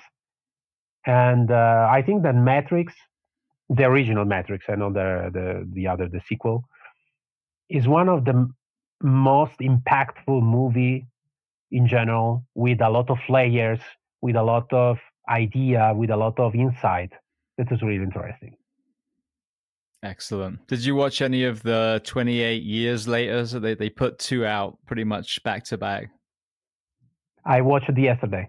That was good. There we go. I watched it yesterday. I just missed the Bond Temple, but yes, I watched it the 20 years later. Impactful, interesting. I think the Bone Temple is even better of those two. So it's Oh, worth okay. trying to watch. Yeah. All I right. will do. I will do. Well, the next question is there a person that you recommend to come on this podcast as a guest to speak to the first responders, military, and associated professions of the world? Yes, 100%. I think that the first one, even if is one of my parents, is my nephew that became Marine Corps. Uh, he joined the Marine Corps, and he have the same story like me because he moved here like Italian, and now he joined the Marine Corps. So it's an interesting story, and it's really really smart on that. It's not just a fighter; he's a thinker. So I love that.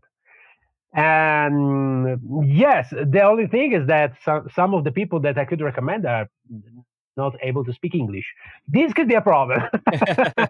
That is a slight challenge. No, yeah, I have a different uh, officers that are working in Mexico or Spain and Sweden too that are really good. Sweden, yeah, they're speaking English also, but Spanish people and Mexican people usually are not so able to speak English in general. Not I mean not the population. I mean the person that I know, and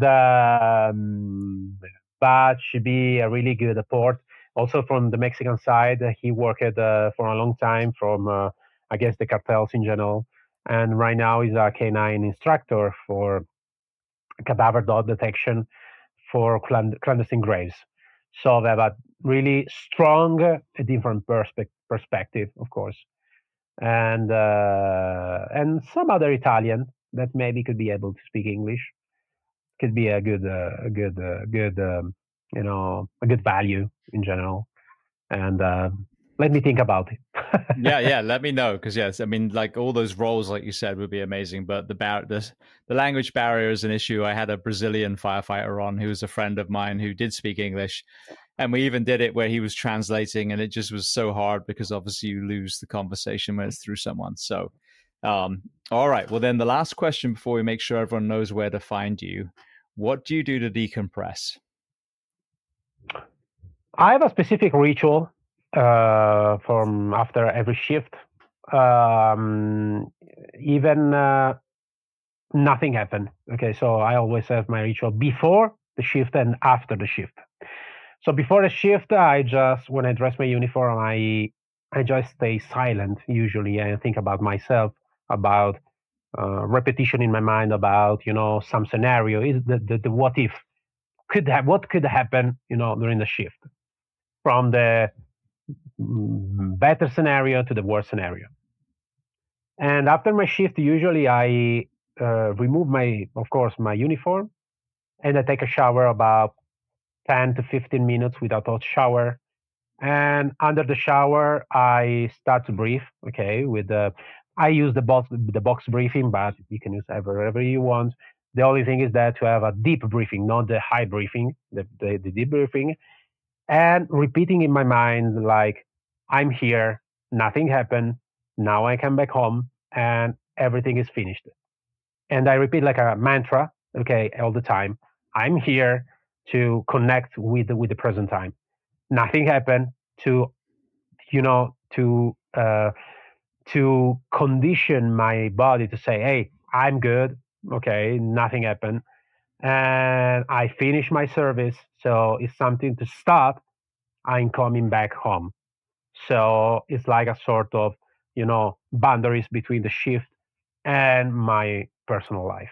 So I repeat this kind of mantra under the shower with a hot shower, probably usually, that are going from my head to all of my body. This is my ritual, usual my ritual. I think that's amazing. I think to really punctuate a shift, there's a thing I use called New Calm, and it's kind of like a meditation, but it's not. You're listening to these sounds that beneath the music are literally, whether you like it or not, it's down regulating your nervous system. And I've always said, if everyone did that after shift, just took 20 minutes in this case and did that, then firstly, it gives you the version of about 90 minutes sleep, but also it down regulates you. So whether you're doing a breath practice or deliberate mantra, or whether it's technology like that, so that when you walk through the door, you're not the police officer or the firefighter anymore. You're the father and the husband again. Yeah, yeah, correct. And also the sound of the shower for me is really helps to meditate. It seems to be it's not a what do we call it's not the white sound, but whatever. This kind of sound that is neutral. Okay, it's not neutral the shower, but it's regular. So it's something that could help also. It's something that I use. Like now that you are talking about the sound, I I became aware about the sound of the shower when I take the shower. That could be also helpful. Also, to separate everything. Absolutely. All right. Well, I'm sure there's some people listening that would love to reach out to you or learn more about you. Where are the best places online to do that? Apart from being a deputy, the working man like deputy for me is not based. Is not just following a career. Of course, it's a career, but it's more because I like I said, I want to give something to the country where I want to live. My profession, I'm a speaker in general, so I work on speaking about what I discover during the 24 years of service, trying to share my knowledge and my experience in different places of the world to give a different perspective sometimes also to our work. And usually my last name with my first name and last name is very easy to find me because there is no other people with my last name and first name, so it's very easy to find me, really easy to find me. So from LinkedIn and Facebook. I don't like Facebook, so I'm not really on Facebook, but it's very easy to find me, really easy to find me. Brilliant. Well, I want to thank you so much. It's been such an interesting conversation. I love it when other people from Europe have moved here, especially and begun the similar professions. It usually makes for such an amazing conversation. and in your perspective, even on the canine, was fascinating. It really was. So I want to thank you so much for being so generous with your time and coming on the Behind the Shield podcast today. First of all, I want to thank you, James, for your time and for this kind of opportunity. And thanks for what you are doing with this kind of podcast that is really interesting and it's really helpful. It's not just interesting; it's really helpful in general too. That you are able to share this kind of knowledge and experience with all the people. So I give my thank you for being there and for being here.